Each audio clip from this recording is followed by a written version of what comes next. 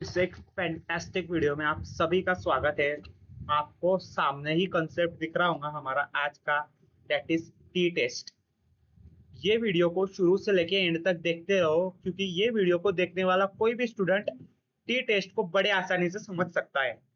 आपका मैं कोई भी टाइम वेस्ट नहीं करता हूँ, आपको सीधे पीडीएफ में लेके चलता हूँ, इसका मोटिव दिखाता हूँ और इसके एग्जाम्पल दिखाता हूँ। तो हमने जेड टेस्ट देखा था। जेड टेस्ट में हमने क्या देखा था कि जेड टेस्ट हम तब इस्तेमाल करते हैं जब हमको हमारा मीन पता हो। पॉपुलेशन मीन पता होना चाहिए, पॉपुलेशन स्टैंडर्ड डिविएशन और एन की वैल्यू हमें पता होनी चाहिए।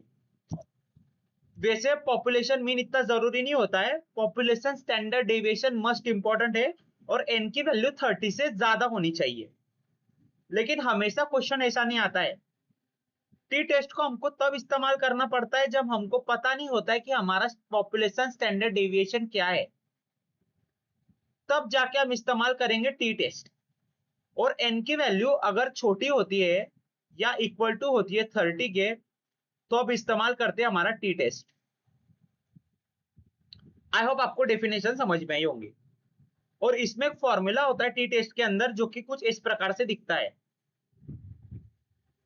T is equal to sigma minus x bar minus mu divided by s upon root n. S होता है हमारा यहाँ पे सैंपल का स्टैंडर्ड डेविएशन। पहले हमने सैंपल का मीन देखा था, लेकिन सैंपल का स्टैंडर्ड डेविएशन यहाँ पे हम वैल्यू रखेंगे। इसकी वैल्यू फाइंड करने के लिए मतलब हम टी टेबल का इस्तेमाल करेंगे। जेड टेस्ट में हमने जेड टेबल का इस्तेमाल किया, वैसे हम इधर टी टेबल का इस्तेमाल करेंगे। और डिग्री ऑफ फ्रीडम एक इसमें कंसेप्ट होता है, जिसको उसका ये फॉर्मूला होता है n-1। ठीक है, ये क्वेश्चन से हम समझते हैं, जिससे आपको अच्छी से क्लैरिटी मिलेंगी।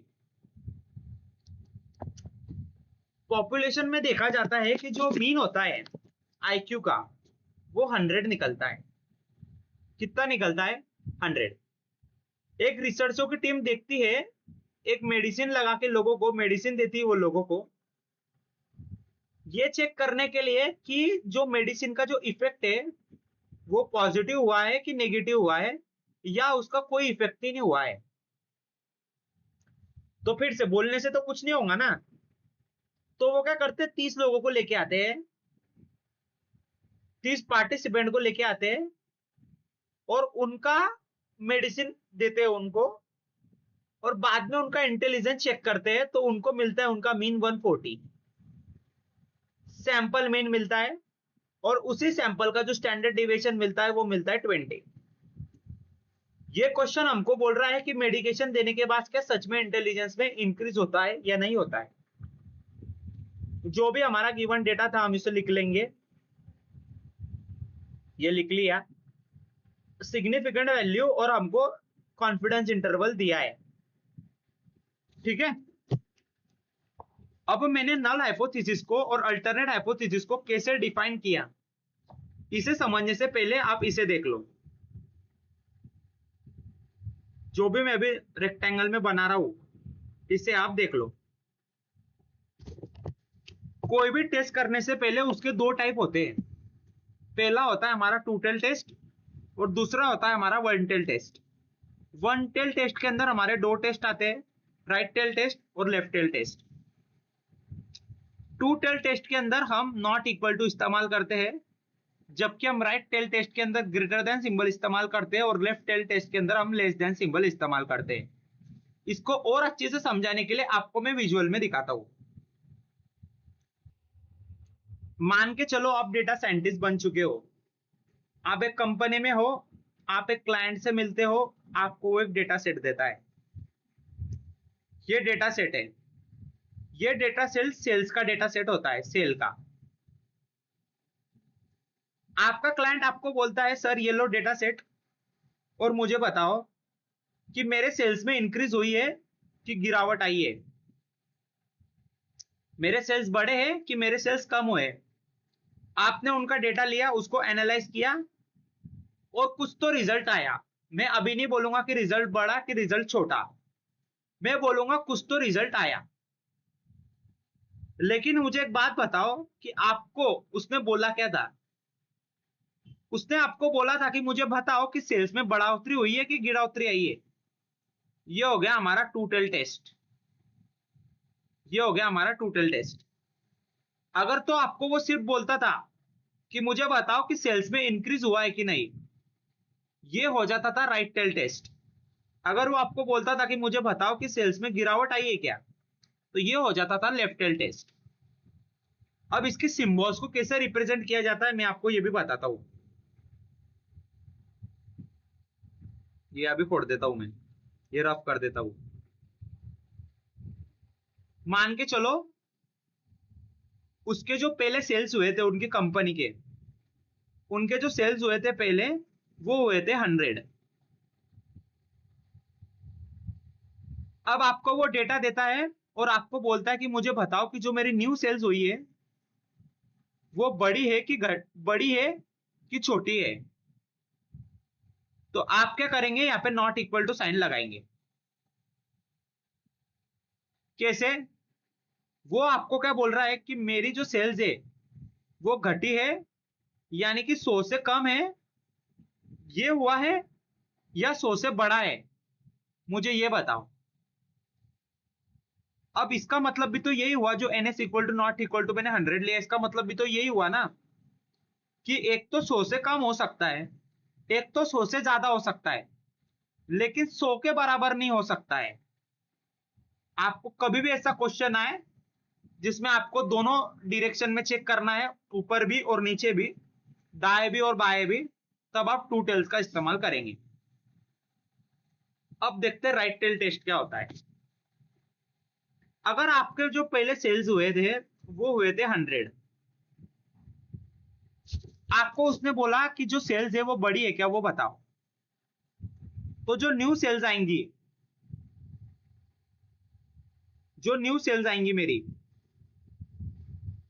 वो बड़ी आनी चाहिए मेरी पुराने सेल्स से। ये हमारा राइट टेल टेस्ट। और अगर उसने बोला कि गिरावट आई है क्या, तो कुछ इस प्रकार से होगा वो, इसको बोलते हैं हम लेफ्ट टेल टेस्ट। ये हो गया राइट टेल टेस्ट, ये हो गया लेफ्ट टेल टेस्ट, है ना। आई होप आपको समझ में आया होगा। अब एक क्वेश्चन था, ये क्वेश्चन आधार था टू टेल टेस्ट पे। कैसे? देखो मैं आपको बताता हूं कैसे। यहाँ पे रिसर्चर जानना चाहते थे कि मेडिसिन देने के बाद जो लोगों के मानसिक स्वास्थ्य पर जो फर्क पड़ता है वो पॉजिटिव होता है कि नेगेटिव होता है। वो पॉजिटिव होता है कि वो नेगेटिव होता है, मतलब दोनों डायरेक्शन में चेक करना था। तो ये हो गया two tail test, t t t. तो इसमें हमको इस्तेमाल करना पड़ेगा नॉट इक्वल टू। मैंने यहाँ पे बोल दिया नल हाइपोथेसिस में कि चलो जो मीन होता है वो होता है 100, लेकिन उसका ही उल्टा मैंने यहाँ पे कर दिया नॉट इक्वल टू 100, क्योंकि ये टू टेल टेस्ट भी था और नल हाइपोथेसिस अल्टरनेट हाइपोथेसिस का उल्टा भी होता है, इसके लिए भी। और हो सकता है कि जो रिजल्ट आए वो 100 से कम आए, 100 से ज्यादा है, लेकिन 100 नहीं आ सकता, तो नॉट इक्वल टू। मैंने टी टेस्ट का फॉर्मूला अप्लाई किया, वैल्यूज को पुट किया, और उससे भी पहले, ये दिखाने से पहले मैं आपको ये दिखा दूं, चलो अभी इसे मत समझो आप, ये थोड़ा सा आगे का कंसेप्ट था, इसे अभी मत समझो। मुझे डिग्री ऑफ फ्रीडम निकालना था। डिग्री ऑफ फ्रीडम निकालने के लिए बेसिकली मैंने डिग्री ऑफ फ्रीडम का फॉर्मूला लगाया, एन में से 1 माइनस किया, तो मेरे को वैल्यू मिली 29। ठीक है। अब मुझे क्या करना था, एरिया अंडर द कर्व निकालना था। एरिया अंडर द कर्व मेरे को इसलिए निकालना पड़ता है ताकि मैं ये बता सकूं लोगों को कि मुझे जो मेरा नल हाइपोथेसिस है उसको इग्नोर करना है कि एक्सेप्ट करना है। ठीक है। इसके लिए मुझे एरिया अंडर द कर्व निकालना पड़ता है। तो मैंने ये लिया। ओ आई एम रियली सॉरी, ये अच्छी से लाइन पढ़ लेता हूँ थोड़ा। स्ट्रेट लाइन पढ़ लिया मैंने। और अब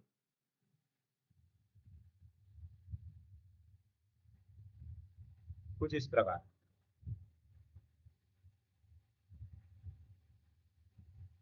ठीक है। अब इसका 95% एरिया, क्योंकि कॉन्फिडेंस इंटरवल आपने देखा ना, यहाँ पे मैंने कॉन्फिडेंस इंटरवल क्या बोला था,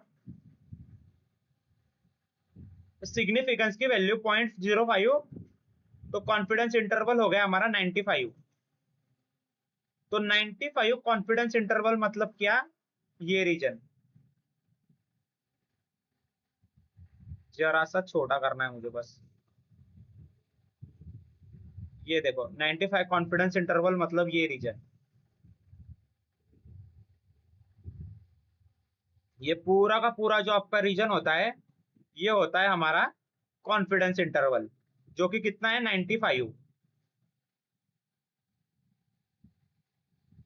अब ये पूरा का पूरा जो 95 है, इसका एरिया अंडर द कर्व हमें निकालना है। मतलब हमें एक ऐसी वैल्यू निकालनी है यहाँ पे जो कि यहाँ पे नेगेटिव हो और यहाँ पे पॉजिटिव हो। वो निकालने के लिए आपको टी टेबल का इस्तेमाल लेना पड़ेगा। और टी टेबल यूज करने से पहले आपको दो चीजें पता होनी चाहिए। वो पता होनी चाहिए अल्फा की वैल्यू, और दूसरा आपको डिग्री ऑफ फ्रीडम पता होना चाहिए। ये दोनों चीजें हमको पता है। तो चलो डायरेक्ट टी टेबल में चलते हैं।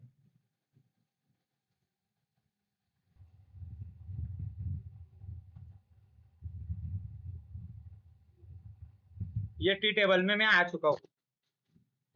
हमारा डिग्री ऑफ फ्रीडम कितना था, ये देखो यहाँ पे डिग्री ऑफ फ्रीडम देके रखा है, डीएफ यानी डेरिवेशन नहीं, डिफरेंशिएशन नहीं, डिग्री ऑफ फ्रीडम कितना आया 29।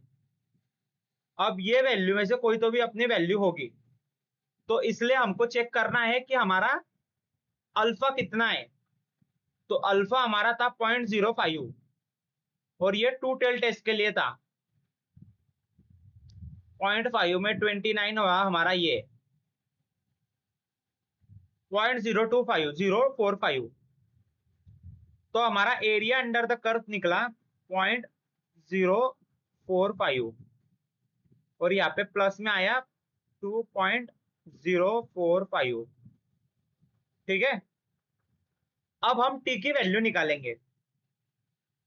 अगर टी की वैल्यू -2 से नीचे आती है तो हमें नल हाइपोथेसिस को इग्नोर करना पड़ेगा।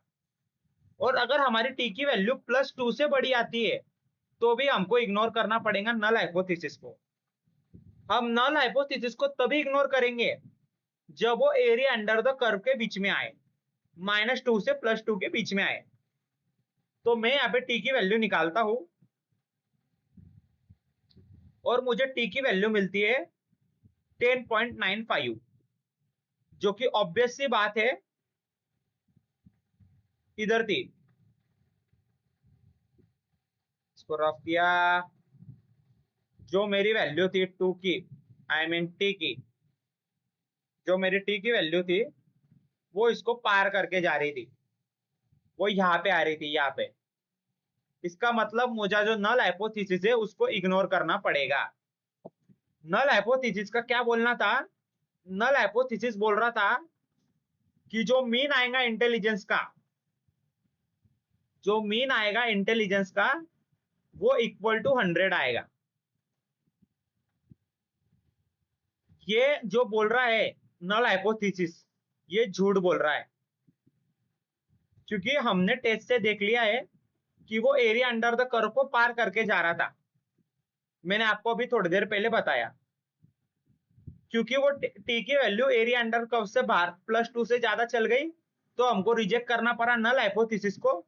मतलब ये जो है हमारा पूरा का पूरा ये फॉल्स है, ये हमारा फॉल्स है। ठीक है, अब देखो, अब दो चीजें हो सकती है। पहला, कि जो हमारा इंटेलिजेंस है वो एक तो 100 से कम होगा, और दूसरा हमारा इंटेलिजेंस 100 से ज्यादा होगा। अब हमको बस ये वेरीफाई करना है कि हमारा इंटेलिजेंस जो बढ़ा मेडिकेशन देने के बाद, वो 100 से कम हुआ या कि 100 से बढ़ा। चलो वो देखते हैं। अब ये मेरा कर्व है, ये मेरा कर्व है।